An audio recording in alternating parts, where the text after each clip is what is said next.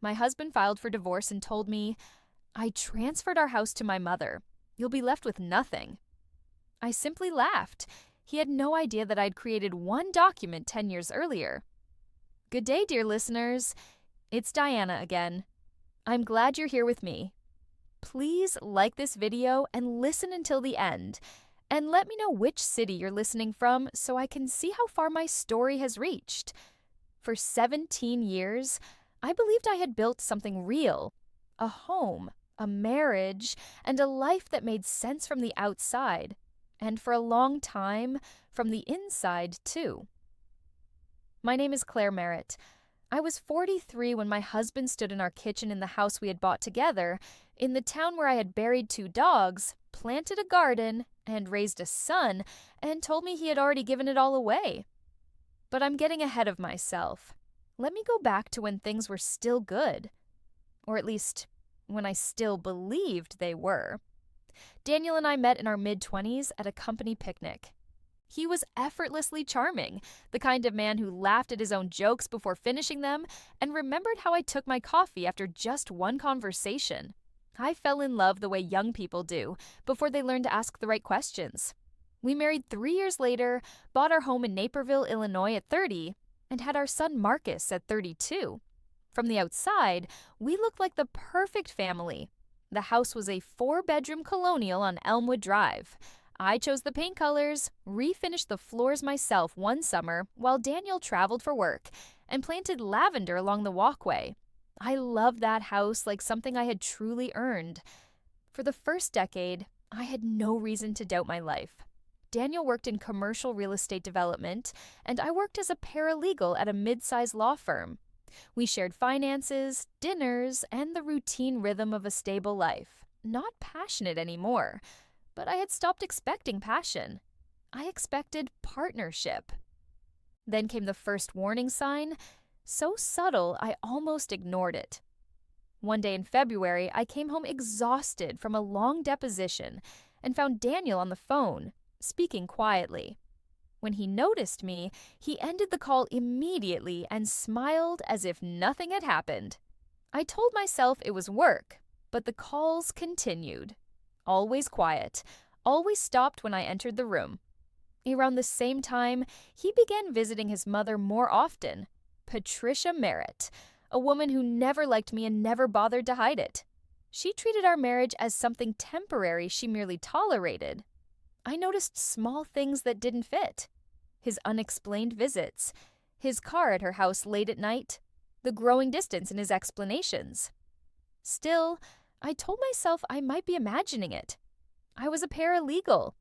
I knew how to read between the lines, and the space between Daniel's lines was widening. Then came the morning everything changed. It was a Saturday in late October. Our son Marcus was away at college. Daniel and I were alone in the house. He came downstairs, poured coffee, sat across from me, and said calmly, "I want a divorce." I waited. Then he added, just as calmly, "I've already transferred the house into my mother's name. You don't have any claim to it. When this is over, you'll walk away with nothing." He said it like it was already settled. And I laughed, not because it was funny, but because I had anticipated something like this. Not the exact words, but the betrayal itself. And 10 years earlier, I had quietly prepared for it. Daniel stared at me, confused. "What's funny?" he asked. "Nothing," I said. "Call your attorney." I went upstairs afterward, calmly, without drama. But once alone, fear set in, sharp and physical. I understood exactly what he had tried to do. I knew the legal implications of transferring marital property to a third party before divorce.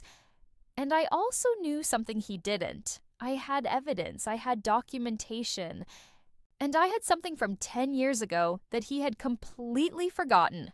Our house, purchased in 2007 for $340,000, had appreciated to roughly $600,000. It was our largest shared asset. I had contributed to it in every way, financially and physically. I considered my son.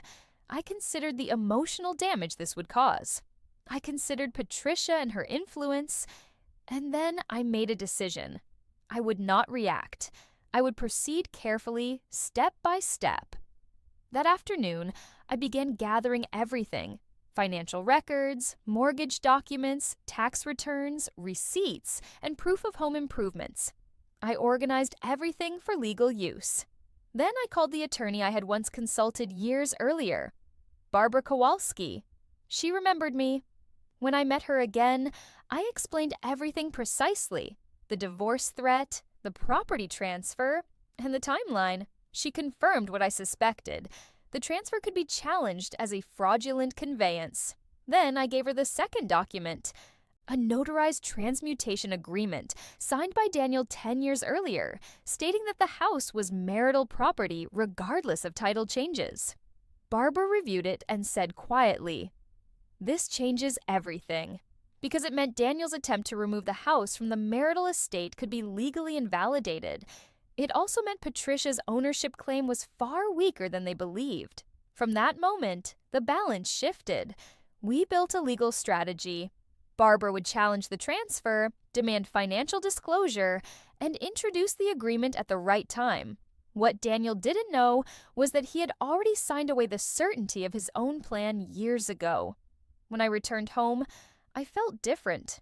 Not emotional, but steady. Soon after, Daniel began to sense something was off. He asked if I had spoken to an attorney. I denied it calmly. But he was no longer confident. Within days, others began noticing too. A colleague confirmed that Daniel had been asking questions about whether I had consulted legal counsel, and I later learned that Patricia was already telling others that I wouldn't be a problem. They believed they had already won.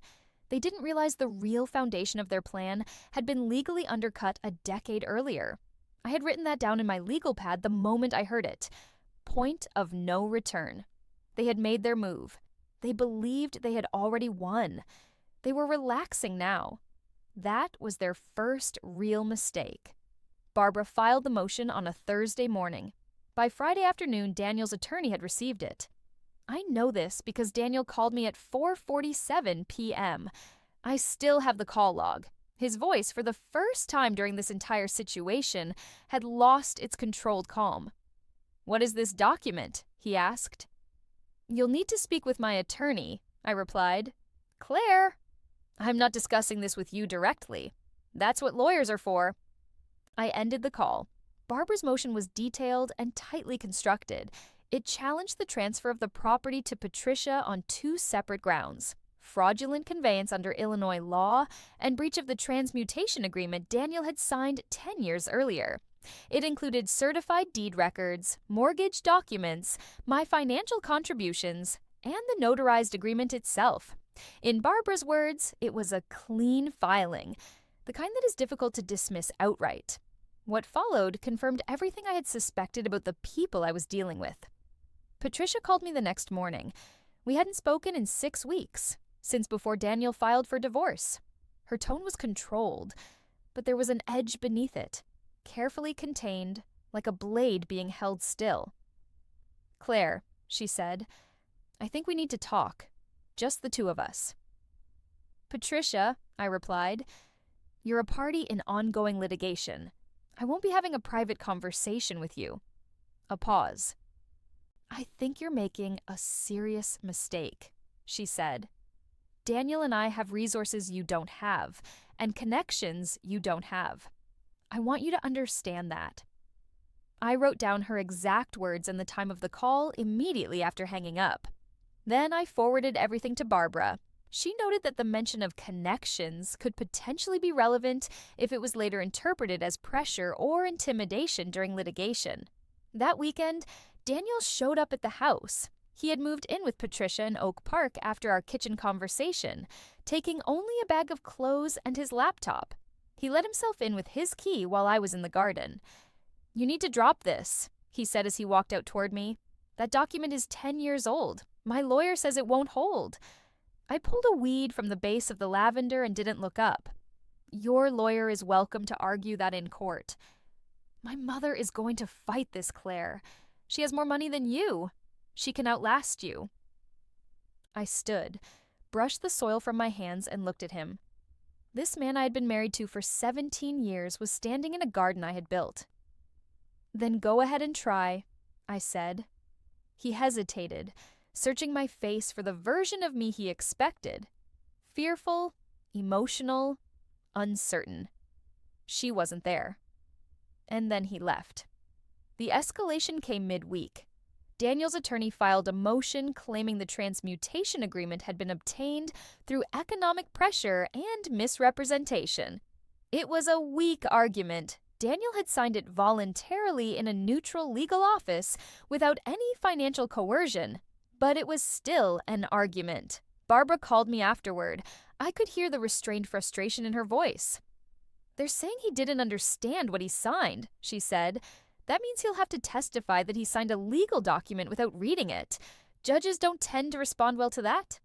So what do? We respond. And we prepare for discovery." The weeks became exhausting in a way that had nothing dramatic about it, just constant mental expenditure. By Friday, I was sleeping poorly and eating irregularly. Barbara noticed. "Take the weekend," she said. "Don't touch any of this. I'll handle it." So, I left. I drove north to Madison, Wisconsin, where my college friend Renata lived. I called her from the road. "Come," she said simply. "I'll make soup." Her house was small, warm, and filled with the smell of coffee and old books. We didn't talk about Daniel at first. We watched television, walked by the lake, and ate lentil soup. On the second day, I told her everything. She listened without interrupting, without advising, without judging, just listened. When I finished, she said, "You're going to be okay." Driving back to Naperville on Sunday evening, I felt something shift. Not relief exactly, but clarity. The house on Elmwood Drive, with its floors I had refinished and colors I had chosen, no longer felt like something I was losing. It felt like something I was defending. A formal settlement offer arrived 2 weeks later. Daniel proposed $85,000 in exchange for me dropping the property claim and agreeing to a no-contest divorce. The house would remain with Patricia. He would retain control. I would walk away with a small payout and my personal belongings. Barbara read it to me over the phone. I didn't respond immediately. In another version of this story, $85,000 might have been the end of it. The compromise, the escape, but the house was worth more than $500,000. My legal position was strong, and the offer told me something important. They were uncertain. People who are secure in their position do not negotiate like that. "Decline it," I said. Barbara replied, "I'll inform them." A few quiet days followed. No calls, no messages, no new moves. I imagined them recalculating. Patricia at her kitchen table in Oak Park, Daniel beside her, trying to rework a failing strategy. I returned to work. The structure helped. Emails, documents, routine tasks, normality in fragments. I told only one person in the office, my supervisor, Diane, who had been through her own divorce years earlier. She simply said, "Take the time you need. We'll handle everything here." Support came from 2 unexpected places. Renata called every few days, not to discuss the case, but to ask if I was sleeping or eating properly. My son Marcus called after speaking with Daniel. I braced myself, but what he said surprised me. "Mom," he said, "Dad wasn't honest with me about everything. Are you okay?" "I'm managing," I told him. "I know you are," he said. "I just wanted you to know I'm not taking sides." After that call, I slept more deeply than I had in weeks. The case continued. Then, one Saturday afternoon, they came together, Daniel and Patricia. I saw them approach the house from the kitchen window. Daniel in a coat I had once bought him. Patricia in a formal wool jacket. I opened the door. "Can we talk?" Daniel asked. We sat in the living room. The arrangement felt intentional. Them together on the sofa, me alone opposite them. Daniel leaned forward. "This doesn't have to become a long legal fight," he said. "We can resolve this like adults." Patricia spoke next, calm and measured. "I've always respected you," she said. I only agreed to hold the house because Daniel asked me to. I'm willing to be reasonable. Define reasonable, I asked.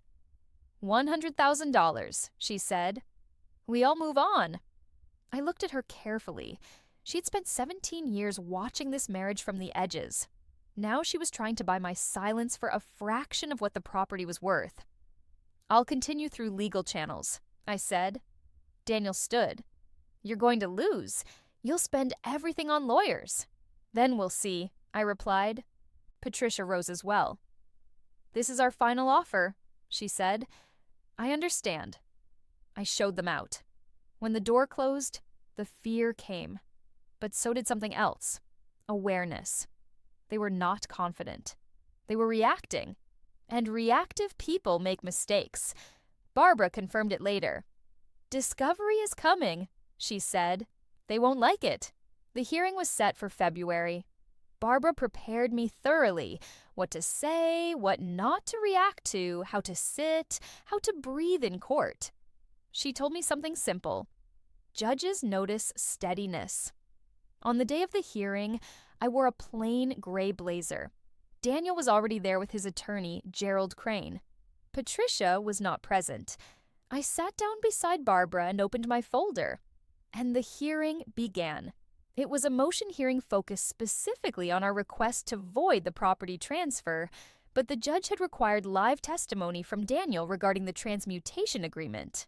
In practice, this meant Daniel would have to explain under oath why a document he signed 10 years earlier should not be enforced. His attorney had built a defense around the claim that Daniel had signed the document without fully understanding its legal implications. They argued that I had guided him through the process in a way that amounted to misrepresentation, making the agreement unenforceable. The problem, as Barbara had already pointed out, was fundamental. Daniel would have to testify that he was someone who signed legal documents without reading or understanding them, a position that would damage his credibility across the entire case. Daniel took the stand. His attorney carefully led him through the prepared narrative. Daniel spoke about an estate planning conversation, about trusting me with paperwork, about being distracted at the time and not fully understanding what he was signing. He remained calm and rehearsed. Then Barbara stood up. Mr. Merritt, she began, you work in commercial real estate development, correct? Yes. And in that role, you regularly review and execute legal contracts? Yes. Would you describe yourself as someone unfamiliar with legal documents? A pause. No.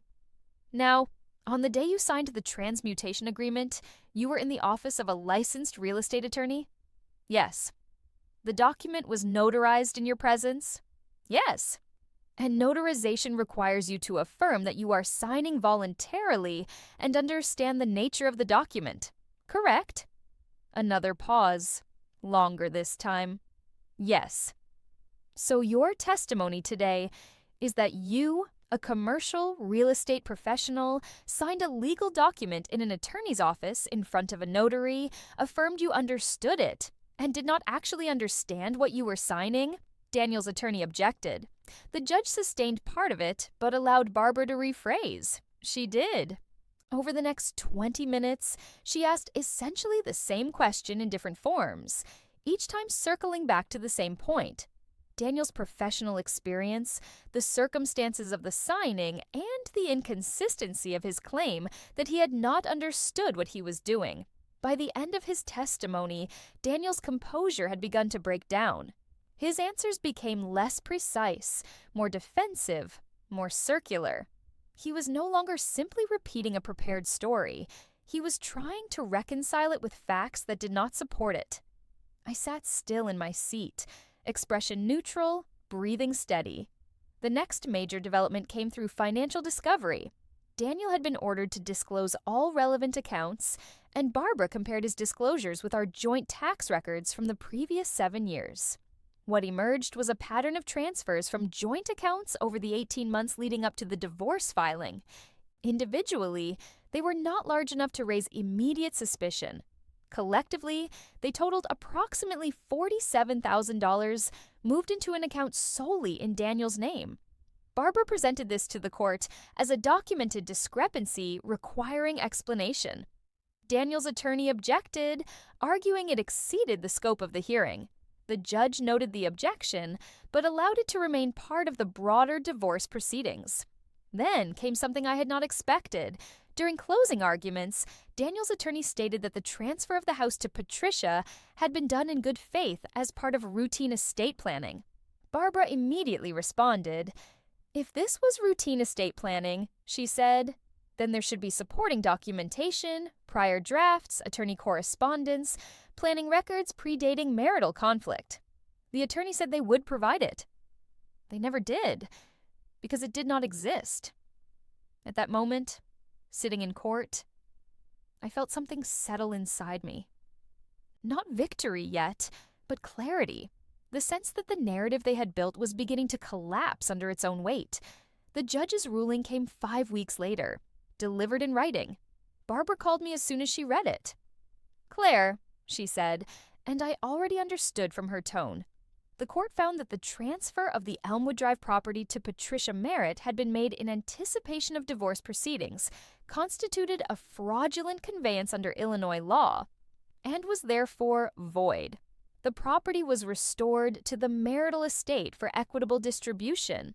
The court also upheld the validity of the transmutation agreement.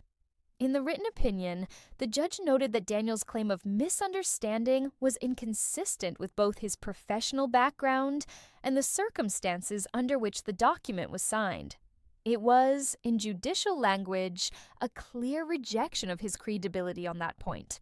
The court also ordered full accounting of the $47,000 in transfers, which would be included in the division of assets. The final settlement followed over the next 8 weeks. The house was sold. Neither Daniel nor I wanted to retain it under the circumstances. From the proceeds, I received 60%, reflecting my contributions and the court's assessment of equity. That amounted to approximately $342,000. I also received my share of the marital investment accounts, adjusted to account for the $47,000 Daniel had moved unilaterally. I did not seek alimony.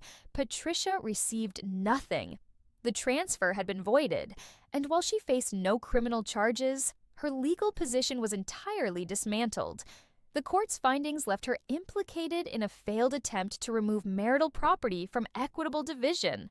The financial loss and reputational damage were significant, even without formal penalties. Daniel called me once after the ruling. I didn't answer. I had nothing left to say that the court documents had not already said more effectively. I moved out, placed my belongings in a new apartment, and began again. The first morning in my new kitchen, I made coffee and sat in silence. It was smaller than the house I had left, but it was mine. Was it difficult? Yes. Was it long? Absolutely. Did it cost me emotionally, financially, and physically? It did. But I walked away with my financial independence, my dignity, and my son's respect. Daniel had told me I would end up with nothing. He was wrong. I rented an apartment in Lincoln Square in Chicago, a place with tall windows and light that came in properly in the mornings. The first thing I bought was a plant for the windowsill. Rosemary, not lavender. I had already grown enough lavender in someone else's life. I returned to work. Diane, my supervisor, had kept my position open, and I came back into it with a steadiness I hadn't felt in years. Within 6 months, I was promoted to a senior role I had been passed over for twice before. Marcus visited in July. We hung framed prints I had kept in storage for years because Daniel had disliked them. He looked at them and simply said, "That's better." We walked along the lakefront one evening.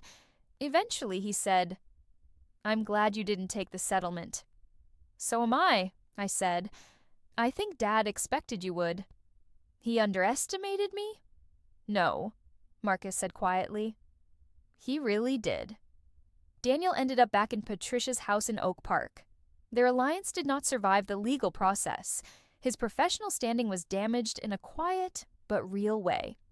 In his field, court records like that do not disappear easily. Patricia spent significant money on a property she never received and ended up publicly associated with a failed and discredited transfer. For someone concerned with reputation, that mattered deeply. They had planned to leave me with nothing. What they failed to account for was what I had already built, quietly, years before they made their move. In my apartment, I made coffee each morning and watched the rosemary grow in the window. There was grief. Real, lingering grief. For what I had believed my marriage was supposed to be, but beneath it was something stable. A life that was mine. 10 years before Daniel told me I would be left with nothing, I made a decision. Prepare before you are forced to. Read what you sign. Document what you build.